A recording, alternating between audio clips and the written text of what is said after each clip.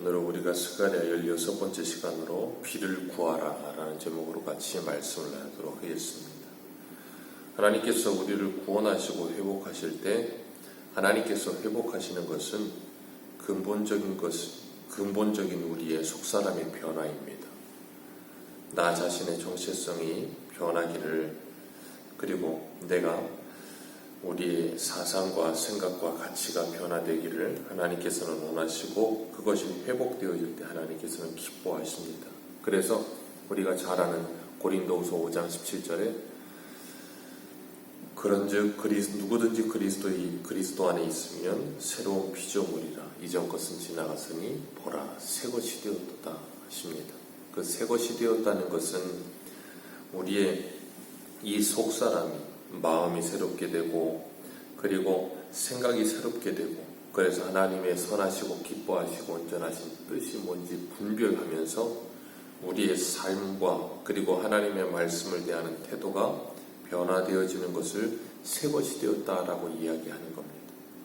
그렇기 때문에 우리는 우리의 삶의 변화 이전에 하나님의 말씀으로 내 마음과 생각이 변해야 하고, 내 마음과 생각이 변화되었다면 우리가 하나님의 말씀을 대하는 태도가 변할 것이고, 그리고 하나님을 대하는 태도와 하나님을 경외하는 태도가 변하는 사람은 그 삶의 변화가 반드시 나타나게 되는 거예요.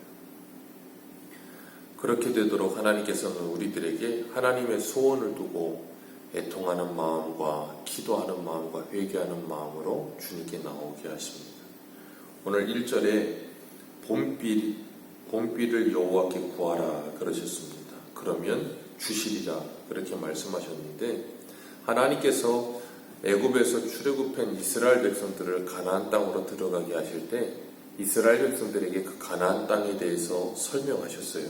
신명기 11장 10절과 11절에 보면, 내가 들어가 차지하려는 땅은 내가 나온 애굽 땅과 같지 아니하니 거기에는 너희가 파종한 후에 발로 물대기를 채소밭에 됨과 같이 하였거니와, 너희가 건너가서 차지할 땅은 산과 골짜기가 있어서 하늘에서 내리는 비를 흡수하는 땅이요 내 하나님 여호와께서 돌보아 주시는 땅이라. 연초부터 연말까지 내 하나님 여호와의 눈이 항상 그 위에 있느니라 하셨습니다. 그 가나안 땅은 애굽 땅과 같지 않아서 물을 얻을 수 없는 땅이다 그렇게 말씀하셨어요. 그 물을 골짜기와 같이 물을 다 담아놓는 땅이 아니라 다 흡수해버리는 땅이기 때문에 물이 필요하면 항상 하늘을 봐야 되는 땅이다 그렇게 말씀하고 계시는 거예요. 그러니까 하나님께서 연초부터 연말까지 하나님 여호와의 눈이 항상 그 땅을 바라보고 있다라고 말씀하시면서 이스라엘 백성들에게 항상 하늘을 바라보고 살게 하시는 거예요. 하늘을 바라봐야만 물을 얻을 수 있고, 하늘을 바라봐야만 그 물로 농사를 지을 수 있는 땅. 그래서 이 연초부터 연말까지 하나님의 도우심이 없으면 살아갈 수 없는 땅이 가나안 땅이라는 거예요. 그러나 하나님이 도우시면 젖과 꿀이 흐르는 땅이 된다는 것을 하나님께서 이스라엘 백성들에게 가르치신 겁니다. 그러니까 생명 되신 하나님이 어떤 분이신지를 철저하게 그들에게 가르치신 거예요. 하나님이 그것을 가나안 땅에서만 가르치신 것이 아니라 광야에서부터 가르치셨어요. 광야에서 40년을 사는 동안에 그들은 하나님께서 하늘에서 내리는 만나를 주시는 걸 먹고 메추라기를 먹으며 살았어요. 그걸 통해서 하나님께서 우리를 이렇게 구름기둥, 불기둥으로 지키시며 만나와 메추라기로 먹이시고 반석에서 물을 내셔서 우리를 마시게 함으로 우리를 지키시며 먹이시며 입히시며 우리에게 생명을 주시는 분이시구나 하는 걸 분명하게 가르치셨어요. 그리고 가나안 땅에 들어가서도 그 하나님의 가르치심은 똑같았습니다. 그러나 이 이스라엘 백성들은 그런 하나님을 떠나게 되는 거예요. 왜냐하면 하나님께 비를 구해야 하는데 하나님께 비를 구하지 않고 다른 곳에 가서 비를 구하는 거예요. 그 가나안 원주민들이 농경사회 속에 살면서 비를 구하고, 그리고 다산의 이 자식을 많이 낳게 해달라고 구하는 신들이라고 하는 것이 바알과 아세라라는 거였어요. 바알은 풍요의 신이었고 아세라는 다산의 신이었습니다. 그래서 그 둘에게 이 풍요를 통해 노동력을 얻고 아세라를 통해 노동력을 얻고 바알을 통해서 비를 얻는다고 생각을 해서 그 두 신을 섬기는 일에 열심히 했어요. 이스라엘 백성들도 그 가나안 땅에 들어가서 농경사에 정착하고 거기에 문화에 젖어들면서 하나님을 구하고 하나님을 찾는 게 아니라 바알과 아세라를 찾기 시작하는 거예요. 이 세상을 살아가면서 오늘날의 그리스도인들도 세상 가운데 살아가면서 하나님을 찾는 게 아니라 다른 것을 찾기 시작하는 거예요. 구약시대의 이스라엘 백성들만 하나님을 찾지 않았던 것이 아니라 오늘날 우리가 언제 어디서나 하나님을 바라보고 이 하나님만을 의지하며 사는 삶을 살지 않고 다른 것을 의지하는 삶을 사는 것 자체가 이스라엘 백성들이 우상 숭배하는 모습과 똑같은 거예요. 이 봄비라고 하는 것은 우리가 생각하는 모종하고 나서 내리는 봄비를 말하는 게 아니에요. 이 이스라엘 땅은 비가 잘 내리지 않는 척박한 땅입니다. 그래서 1년에 한 2차례 정도, 그래서 신명기에 보면 이른 비와 늦은 비라는 표현을 쓰잖아요. 이 봄비는 늦은 비를 말하는 거예요. 추수 전에 마치 알곡에 살이 차오르듯이 그렇게 늦은 비가 내려서 추수를 기다리면서 알곡이 가득하게 풍년처럼 차오르게 하기 위한 비가 필요했는데 그 비를 말하는 거예요.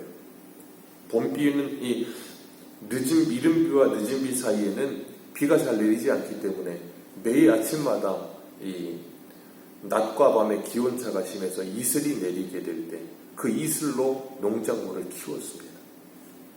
그렇게 봄비가 내리게 해서 추수할 수 있도록 하나님께 구하라 그렇게 말씀하시는 거예요. 그러면 하나님께서 소낙비를 내려서 채소와 그리고 각 사람에게 그 농작물을 주시리라 그렇게 말씀하신 거예요.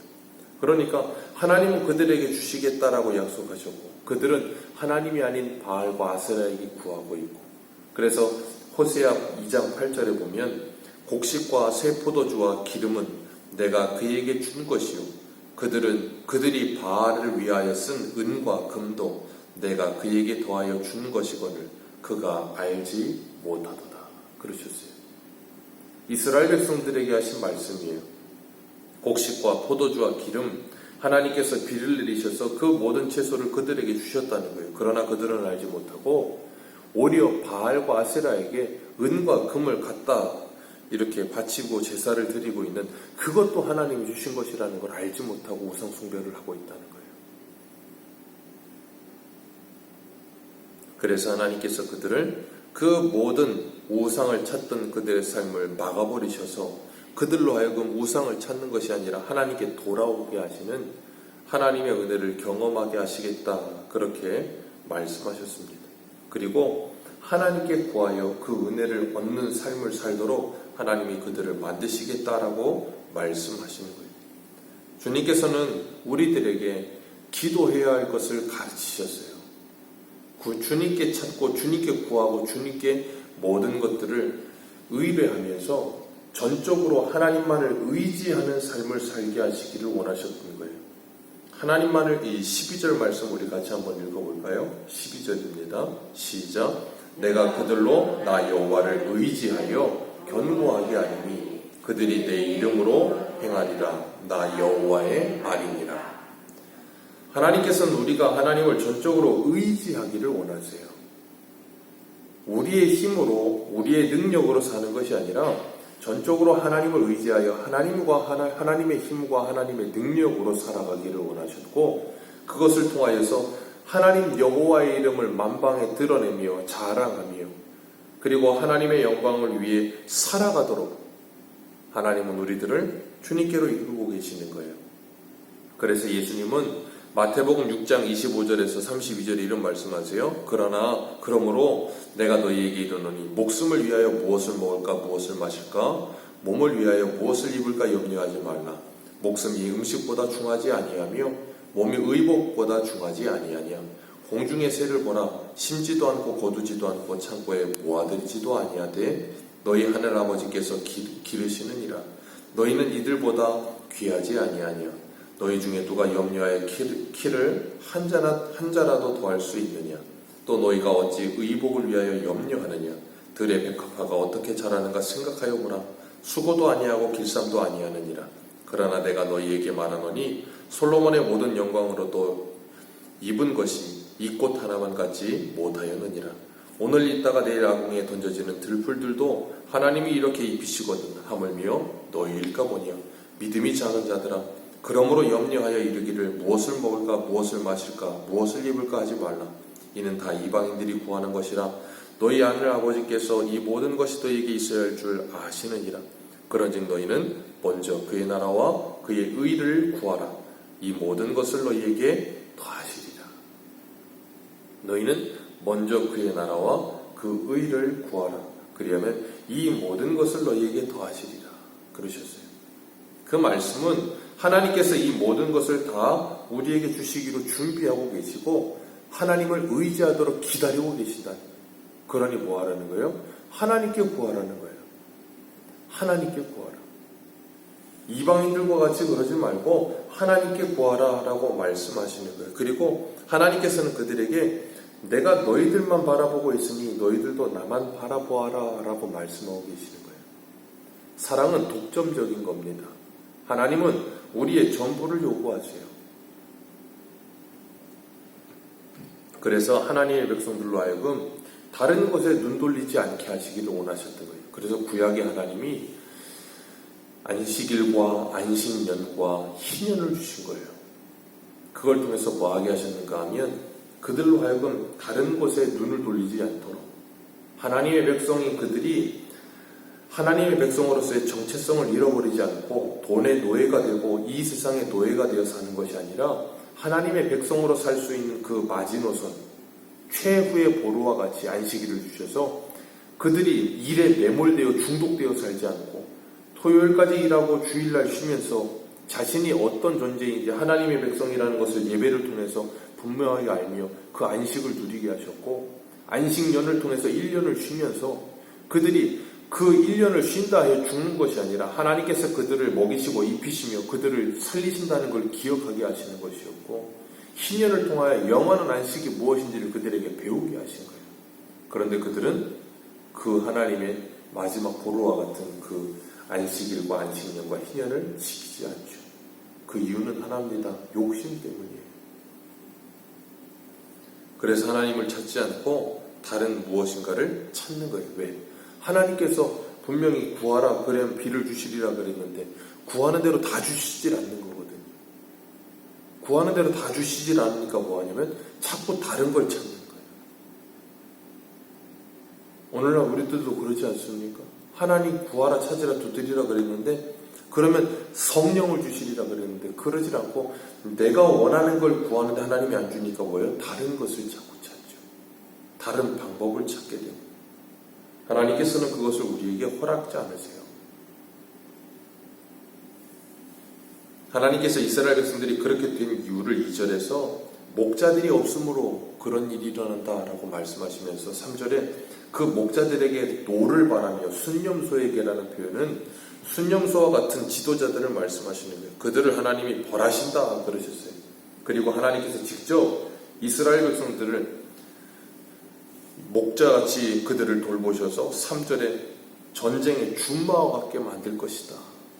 하나님이 직접 목자와 같이 에스겔서에 하나님이 그런 표현 쓰잖아요. 하나님이 목자들을 대적하여 하나님의 양떼들을 빼앗으며 애굽으로 돌아오게 하여 그 살찐 곳에서 꼴을 먹이며 그들을 살찌게 하리라 그렇게 말씀하셨던 것처럼 이 스가랴에도 말씀하시는 거예요.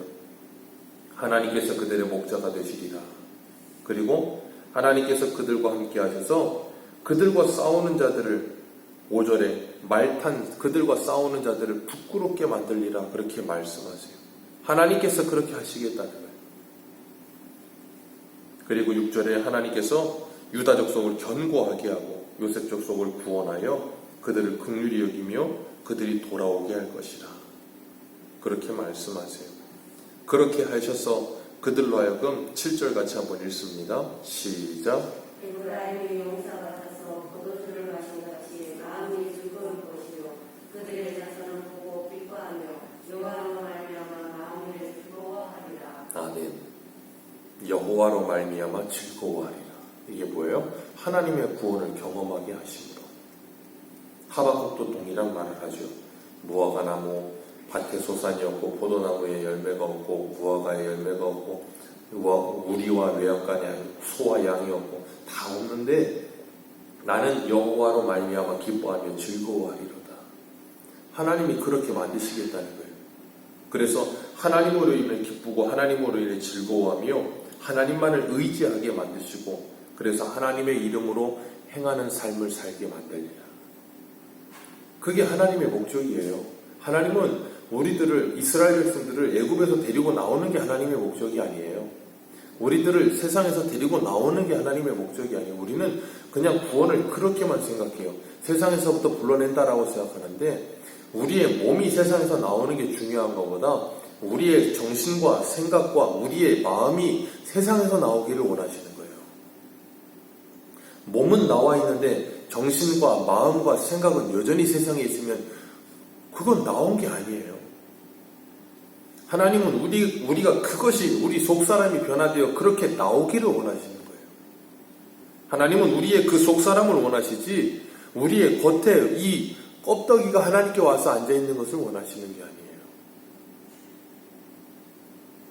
근데 우리는 우리의 몸이 움직이기만 하면 우리의 모든 것이 다 와 있다라고 착각을 하게 되는 거죠. 그래서 말씀을 통해 나를 비추어 점검하자고 말씀을 드리는 것, 항상 있는 게 그거예요.